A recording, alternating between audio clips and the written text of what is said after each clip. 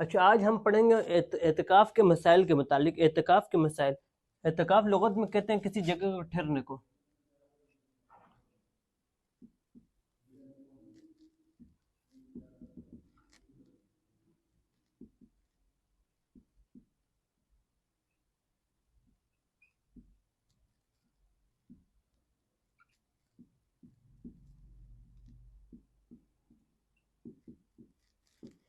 کسی جگہ پر ٹھہرنے اور رکنے کو اعتکاف کہا جاتا ہے. اور شریعت میں کہتے ہیں اللہ تعالیٰ کی عبادت کی خاطر مسجد میں ٹھہرنے کو اعتکاف کہتے ہیں.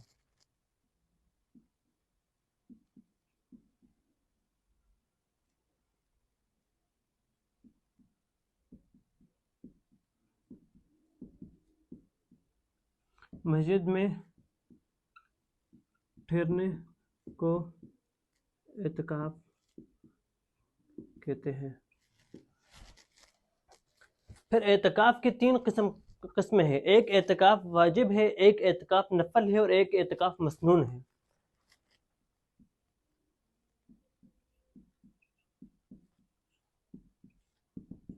تین قسم ہیں. ایک واجب، پھر اس کے بعد مسنون، پھر اس کے بعد نفل. تین قسم کا اعتکاف ہوتا ہے. واجب اعتکاف کس کو کہتے ہیں؟ واجب اعتکاف وہ ہوتا ہے جو ہم نظر مانتے ہیں یا منت مانتے ہیں کہ میں فلاں کام میرا ہو گیا تو میں 5 دن کا اعتکاف کروں گا، یا 2 دن کا اعتکاف کروں گا، یا اتنے دن کا اعتکاف کروں گا. اس کو واجب اعتکاف کرتے ہیں. اس نظر کو پورا کرنا لازم ہے.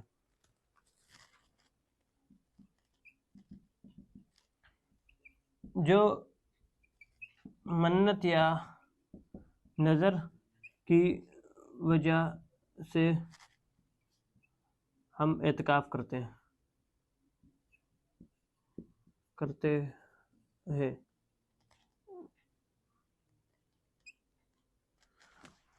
اس کو کہتے ہیں واجب اعتکاف. اور پھر اس کے بعد جو دوسرا ہے وہ مسنون اعتکاف ہے. مسنون اعتکاف وہ ہے جو ہم رمضان مبارک کرتے ہیں، جیسے ابھی ہم رمضان کے آخری عشرے میں کریں گے، جو رمضان کے آخری عشرے میں کیا جاتا ہے.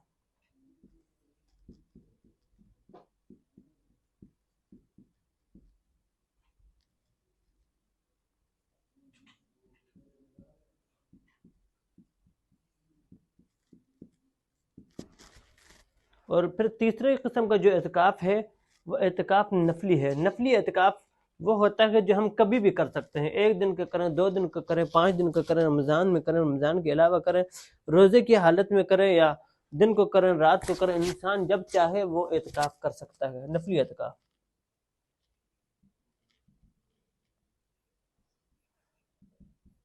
جو جب چاہے کیا جا سکتا ہے.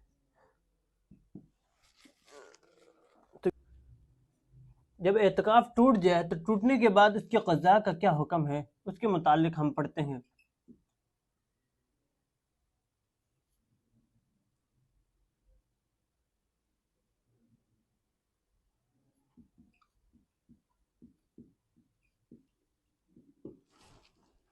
اعتکاف ٹوٹ جائے. اب 3 قسم کے اعتکاف میں نے بتائے تھے: نفلی اعتکاف، پھر مسنون اعتکاف، پھر واجب اعتکاف. نفلی اعتکاف کی تو کوئی قضا نہیں ہے. نفلی اعتکاف میں کسی قسم کی کوئی قضا نہیں. اگر ٹوٹ گیا تو ٹوٹ گیا، کوئی مسئلہ نہیں ہے، تو یہ ختم ہو جاتا ہے.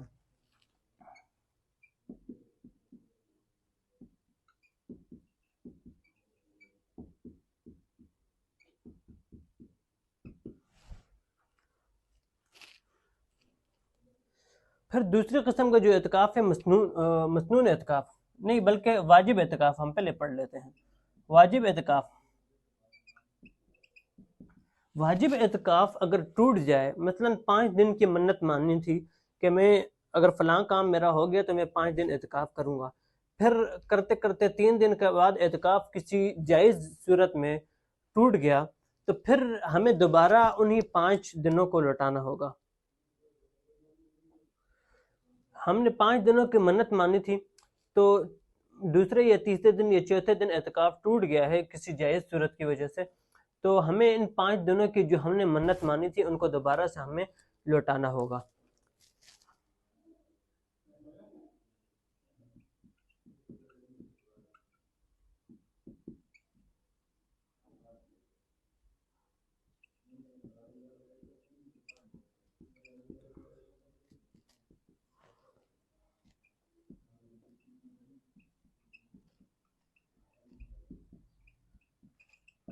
دوبارہ سے ہمیں یہ اعتکاف 5 دنوں کے رکھنے ہوں گے۔ اچھا، تیسری جو صورت ہے وہ مسنون اعتکاف کی ہے۔ اب مسنون اعتکاف،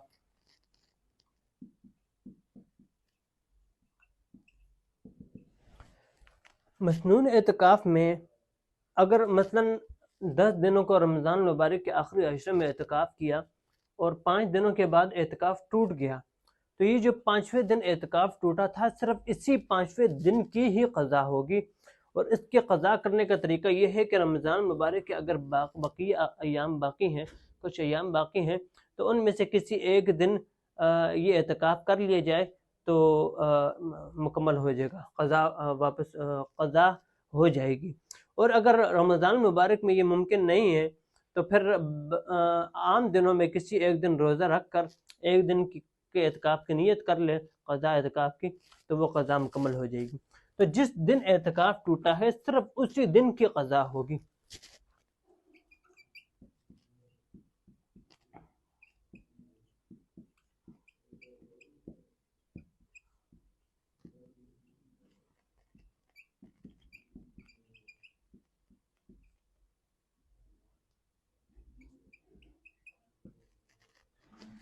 صرف اسی دن کی قضا ہوگی، اور قضا کرنے کا میں نے طریقہ ہی بتا دیا۔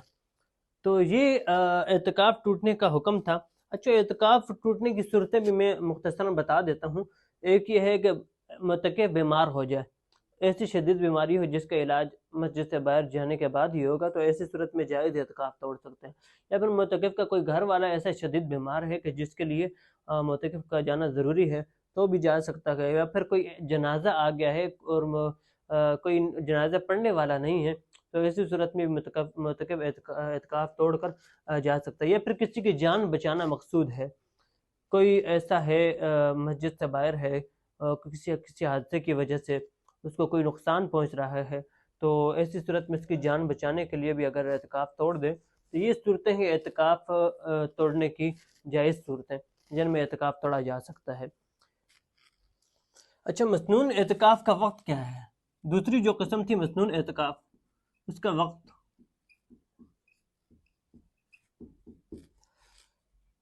مسنون اعتکاف کا وقت جو ہے وہ 20 رمضان کو غروب آفتاب کے بعد سے شروع ہو جاتا ہے۔ بندہ غروب آفتاب سے پہلے آئے اور اعتکاف کی نیت کر لے، مسجد میں آ جائے، تو پھر اعتکاف شروع ہو جاتا ہے۔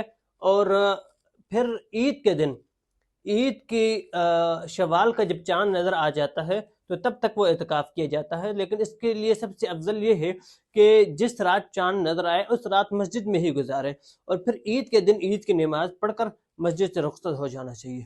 تو مسنون اعتکاف کا وقت کیا ہے؟ 20 رمضان کو غروب آفتاب سے لے کر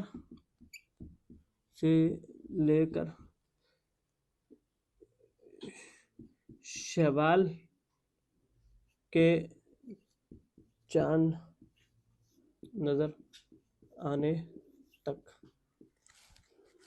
20 رمضان کو غروب آفتاب سے لے کر یہ شوال کا چاند نظر آنے تک جو ہے یہ اعتکاف کا مسنون اعتکاف کا وقت ہے۔ یہ یاد رکھنا، یہ مسنون اعتکاف کا وقت ہے۔ اور پھر اعتکاف میں روزے کی شرط ہے۔ واجب اور مسنون اعتکاف جو ہے نا، ان دونوں میں روزے کی شرط ہے، لہذا جس کا شخص کا روزہ نہ ہو تو وہ اعتکاف نہیں کر سکتا۔ البتہ نفلی اعتکاف کے لیے روزے کی شرط نہیں ہے۔ واجب اور مسنون اعتکاف میں روزہ شرط ہے، اور نفلی اعتکاف میں روزے کی شرط نہیں ہے۔ اعتکاف میں روزے کی شرط نہیں ہے، ٹھیک ہے۔ اعتکاف کی حالت میں طبی اور شرعی ضرورت کی بنا پر بندہ مسجد سے نکل سکتا ہے، نکلنا جائز ہے، اس سے اعتکاف فاسد نہیں ہوتا۔ ان میں سے چند ایک اہم ہے جو میں یہاں پر لکھ دیتا ہوں، بنیادی جو چیزیں ہیں جو ہمیں کسی بھی جگہ میں ضرورت آ سکتی ہیں۔ سب سے پہلا ہے یہ پیشاب پخانے وغیرہ کے لیے بندہ مسجد سے باہر نکل سکتا ہے، مسجد سے باہر جا سکتے ہیں اگر وہاں پر مسجد میں یہ سہولت موجود نہ ہو تو، ٹھیک ہے۔ اس سے کے لیے مسجد سے باہر جا سکتا ہے۔ اس سے جو ہے نا روزہ فاسد نہیں ہوگا بلکہ یہ جائز ہے۔ اور اسی لیے اسی طرح وضو کے لیے جب مسجد میں وضو کرنا ممکن نہ ہو تو وضو کے لیے وہ باہر جا سکتا ہے، ٹھیک ہے، وضو کے لیے بھی جا سکتا ہے۔ اگر مسجد میں وضو کرنا ممکن نہیں ہے، کوئی جگہ نہیں ہے، مناسب جگہ نہیں ہے۔ اور تیسرا یہ ہے کہ کھانے پینے کی اشیاء باہر سے لانا جبکہ کوئی اور شخص یہ چیزیں لانے کے لیے موجود نہ ہو۔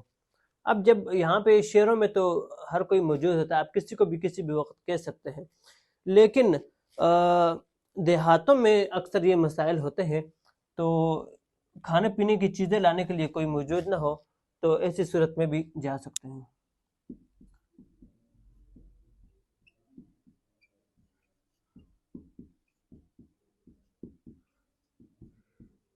جب کہ کوئی موجود نہ ہو، ٹھیک ہے، یہ شہروں کا مسئلہ نہیں ہے، یہ تینوں تقریباً شہروں کے مسائل نہیں ہیں، کیونکہ شہروں میں یہ ساری سہولیات ہر ایک مسجد میں موجود ہوتی ہیں۔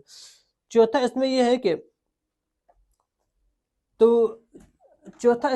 جس مسجد میں جمعہ نہ ہوتا، ابھی جامع مسجد نہیں ہے، ایسی مسجد ہے جہاں پر جمعہ نہیں ہوتا، تو وہاں پر جمعہ پڑھنے کے لیے ہم دوسری مسجد میں اعتکاف معتکف جا سکتا ہے۔ جمعہ پڑھنے کے لیے دوسری مسجد میں جا سکتا ہے۔ یہ اس صورت میں ہے جب جس مسجد میں اعتکاف کیا وہاں پر جمعے کی سہولت موجود نہ ہو، وہ جامع مسجد نہ ہو۔ اور پانچواں جو ہے وہ غسل جمعے کے لیے بھی نکل سکتا ہے، وہ بھی تب جب مسجد میں غسل کرنے کی سہولت موجود نہ ہو۔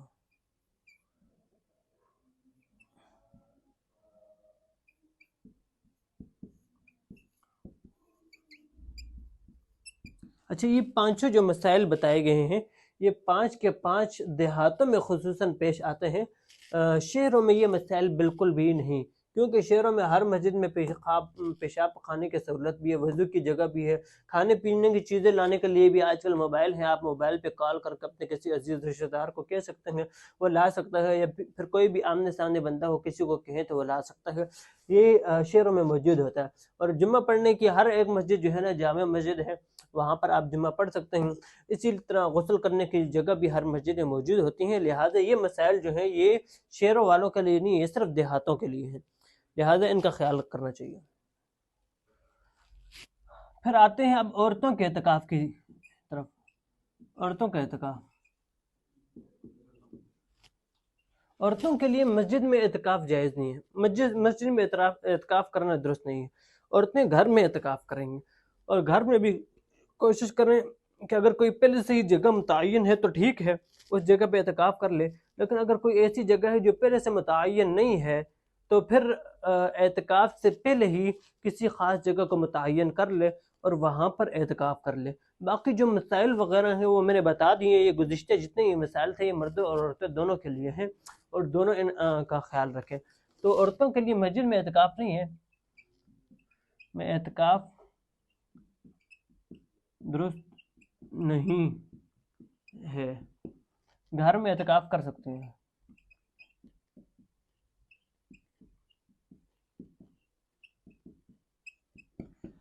ٹھیک ہے، تو یہ عورتوں کے مسائل بھی تھے۔ تو یہ میں نے آج کے مکمل سبق میں اعتکاف کے متعلق اسی لیے بتایا ہے کیونکہ رمضان المبارک کا آخری عشرہ شروع ہو چکا ہے تقریباً، تو لوگوں نے اعتکاف کے مسائل کے متعلق لوگوں کو معلوم ہوگا، تو ان کے لیے اعتکاف میں بیٹھنے میں آسانی ہوگی۔ تو آج کا جو ہمارا سبق تھا وہ اعتکاف کے متعلق تھا۔ کوشش کریں اس سبق کو خود بھی دھیان کے ساتھ سنیں، سمجھیں اور دوسروں تک بھی پہنچانے کی کوشش کریں۔ السلام۔